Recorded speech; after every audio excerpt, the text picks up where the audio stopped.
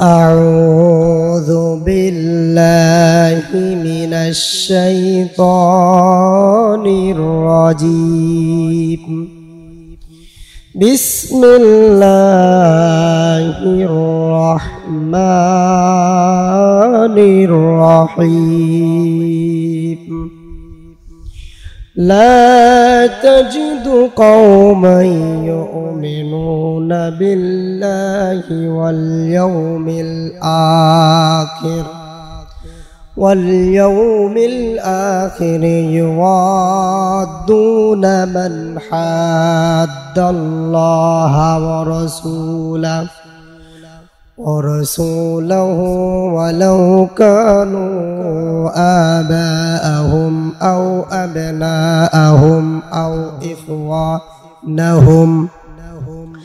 أو إخوانهم أو عشيرتهم أولئك كتب في قلوبهم الإيمان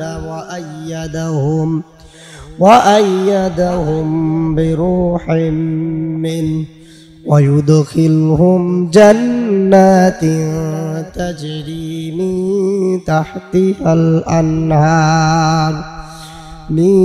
تحتها الأنهار خالدين فيها رضي الله عنهم ورضوا عنه أولئك حزب الله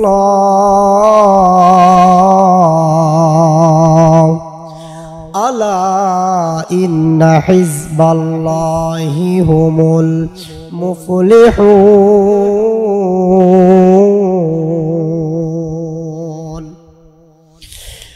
আমার প্রিয় ভাইরা বুঝবেন ভালো করে আল্লাহ পাক রব্বুল আলামিন সূরাতুল মুজাদালার 22 নম্বর আয়াতের মধ্যে সুন্দর করে বলে দিলেন, মালিক বলে দিলেন, ও আমার বান্দারা, আল্লাহর রাসূল সাল্লাল্লাহু আলাইহি ওয়াসাল্লামকে যখন কোরআনটা দিয়া মক্কার নগরীতে বিশ্ব নবী আল্লাহর নবী জনাব মুহাম্মদুর রাসূলুল্লাহ সাল্লাল্লাহু আলাইহি ওয়াসাল্লামকে যখন কালিমাটা দিয়া মক্কাতে পাঠায়া দিলেন, যাও দুনিয়ার সমস্ত মানুষকে তুমি কালেমার দাওয়াত দাও, তাওহীদের দাওয়াত দাও, রিসালাতের দাওয়াত দাও, প্রত্যেকটা মানুষকে তুমি কোরআনের পথে আহ্বান করো, ইসলামের দিকে আহ্বান করো। কারণ আল্লাহ পাক সুন্দর করে বলেন, উলাইকা হিজবুল্লাহ, আল্লাহর তো একটি দল আছে। আল্লাহর কি আছে? আমার আল্লাহর তো একটি দল আছে। আজকে আমাদের দেশে অনেক ইমাম সাহেব আছে, অনেক হুজুর আছে, যারা বলে আমরা কোনো দল করি না, আমরা কোনো দলফল করি না, নিরেট আমরা, আমাদের মধ্যে কোনো ভেজাল নাই। আমি বলি, ও ইমাম, তোমার মধ্যেই সবচেয়ে বড় ভেজাল। ও হুজুর, তোমার মধ্যেই সবচেয়ে বড় ভেজাল। কারণ তোমাকে একটা না একটা দল অবশ্যই মানা লাগবে। যারা বলে আমরা কোনো দল করি না, যে সমস্ত ইমাম সাহেব বলে আমরা কোনো দল করি না, যে সমস্ত হুজুর বলে আমরা কোনো দল করি না, আমি বলবো ওদের পিছনে নামাজ পড়াও ঠিক নাই। সুতরাং একটা না একটা দল তো অবশ্যই আপনাকে গ্রহণ করা লাগবে।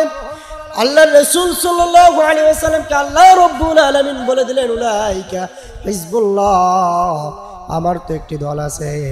ও মুহাম্মাদুর রাসূলুল্লাহ সাল্লাল্লাহু আলাইহি ওয়াসাল্লাম, তোমাকে কালেমা দিলাম, কোরআন দিলাম, ইসলামটা দিয়ে দিলাম, তুমি মানুষের মাঝে চলে যাও, সবাইকে কালেমার দাওয়াত দাও, তাওহীদের দাওয়াত দাও, রিসালাতের দাওয়াত দাও। বিশ্বনবী যখন দাওয়াত দেওয়া শুরু করে দিলেন, গোটা মক্কা নগরে সমস্ত ইহুদি খ্রিস্টান বেদুইন নাসারা বিশ্বনবীর উপরে অত্যাচার নির্যাতন ইস্তিমরুলা চালাইয়া দিল। এমন অবস্থা তৈরি হয়ে গেল, ভাইয়ের বিরুদ্ধে ভাই যুদ্ধ করা শুরু করে দিল, সন্তানের বিরুদ্ধে পিতা দাঁড়িয়েছে, পিতার বিরুদ্ধে সন্তান দাঁড়িয়ে গেছে রে। ওই সমস্ত মর্মান্তিক ঘটনার সময় আল্লাহ রাব্বুল আলামিন বদর যুদ্ধের ঘোষণা দিয়ে দিলেন। বিশ্বনবী জনাব মুহাম্মদুর রাসূলুল্লাহ সাল্লাল্লাহু আলাইহি ওয়াসাল্লাম বদর যুদ্ধের জন্য প্রস্তুত হয়ে গেলেন। একজন সাহাবী যে কিনা তার পিতার বিরুদ্ধে লড়াই করেছেন, নাম তার আবু উবাইদা ইবনুল জাররাহ। বুঝবেন ভালো করে, বিশ্বনবী আল্লাহর নবী জনাবে মুহাম্মদুর রাসূলুল্লাহ সাল্লাল্লাহু আলাইহি ওয়াসাল্লাম সমস্ত সাহাবা আজমাইনদেরকে বললেন, ও সাহাবীরা, বদর যুদ্ধের ঘোষণা হয়ে গেছে, তোমরা রোজাটাকে ভঙ্গ করে ফেলো। 17 রমজানের সমস্ত সাহাবীরা রোজা ভঙ্গ করলেন। 313 জন সাহাবীকে নিয়ে বিশ্ব নবী জনাবে মুহাম্মদুর রাসূলুল্লাহ সাল্লাল্লাহু আলাইহি ওয়াসাল্লাম মক্কা নগর থেকে বদর যুদ্ধের জন্য বদরের প্রান্তরে পৌঁছা গেলেন।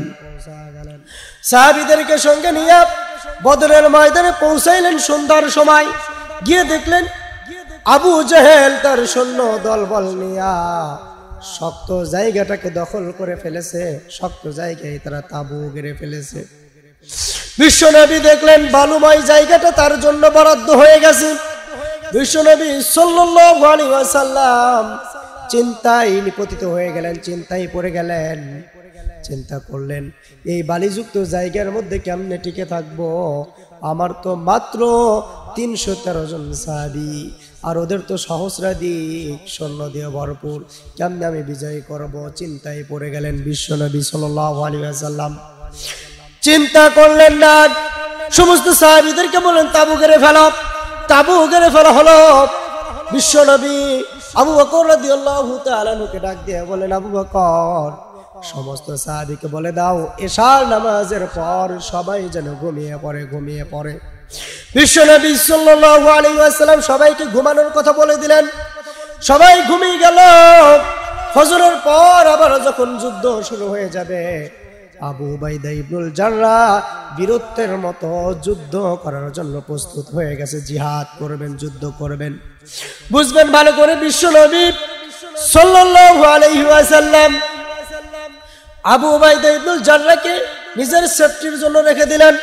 বিশ্বনবী সাল্লাল্লাহু আলাইহি ওয়াসাল্লামের উপরে যদি কোনো সৈন্য আক্রমণ করে, তখন সাহাবী আবু উবাইদা ইবনুল জাররাহ বিশ্বনবী সাল্লাল্লাহু আলাইহি ওয়াসাল্লামকে হেফাজত করবেন, দায়িত্বটা দিয়ে দিয়েছেন।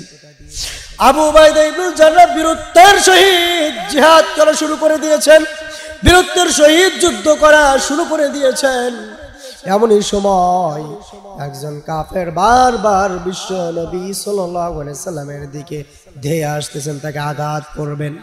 প্রথমবার যখন আঘাত আসছেন, আবু উবাইদা ইবনুল জাররাহ সুন্দর করে বলে দিলেন, তুমি এখান থেকে চলে যাও, যদি তুমি আরেকবার আসো আমি কিন্তু তোমাকে ছেড়ে কথা বলবো না।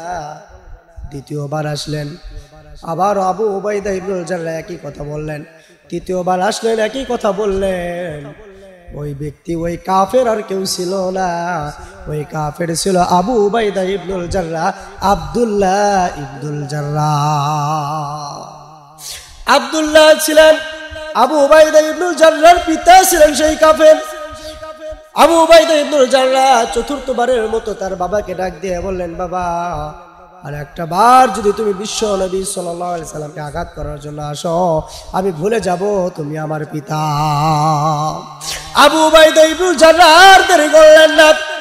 পঞ্চমবারের মতো যখন দেখতে পেলেন যে আবু উবাইদা ইবনুল জাররাহর পিতা বিশ্ব নবী সাল্লাল্লাহু আলাইহি সাল্লামকে তরবারি মারার জন্য ধেয়ে আসতেছেন, আবু উবাইদা ইবনুল জাররাহ আর দেরি করলেন না। তরবারিটা চালায়া নিজের পিতার গর্দান থেকে কল্লাটাকে আলাদা করে দিয়েছেন।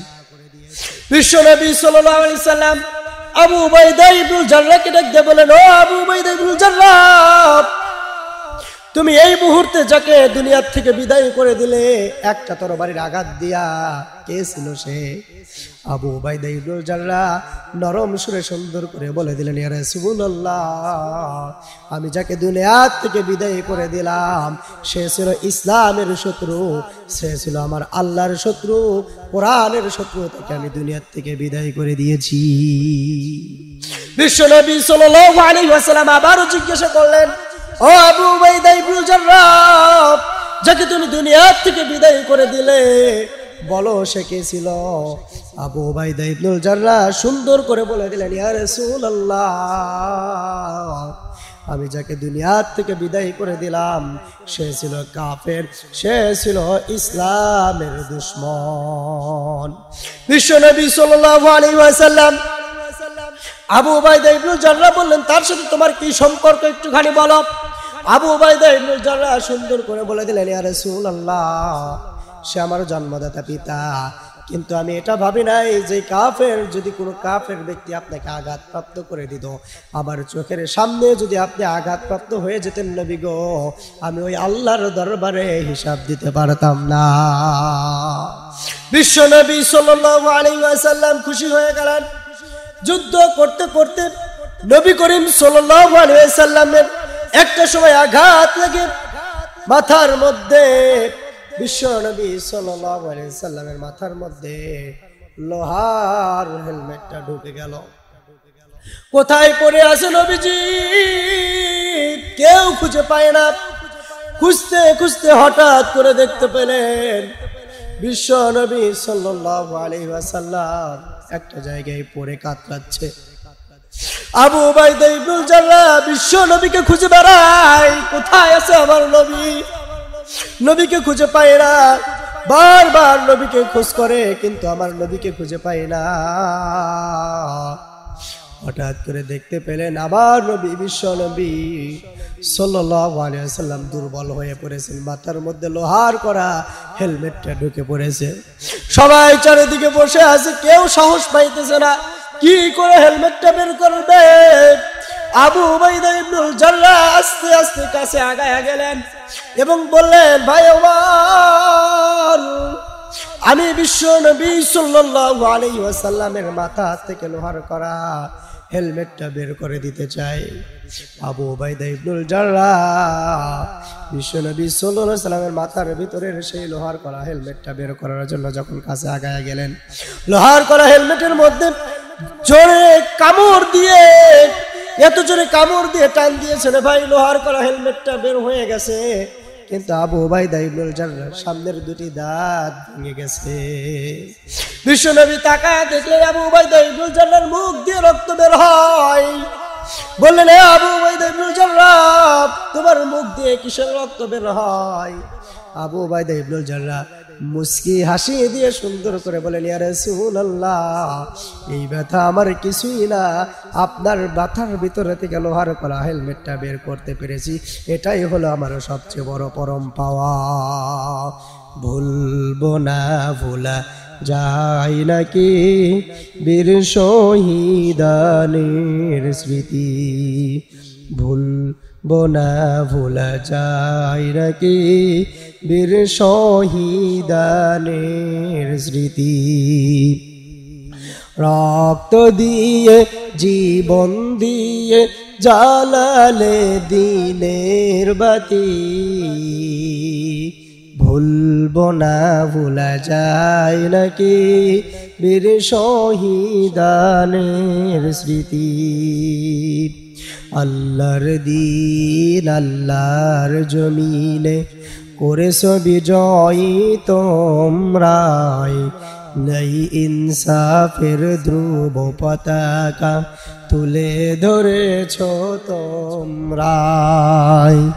আল্লাহর দিন আল্লাহর জমিনে করেছ বিজয়ী তোমরাই, নাই ইনসাফের ধ্রুব পতাকা তুলে ধরেছ তোমরাই।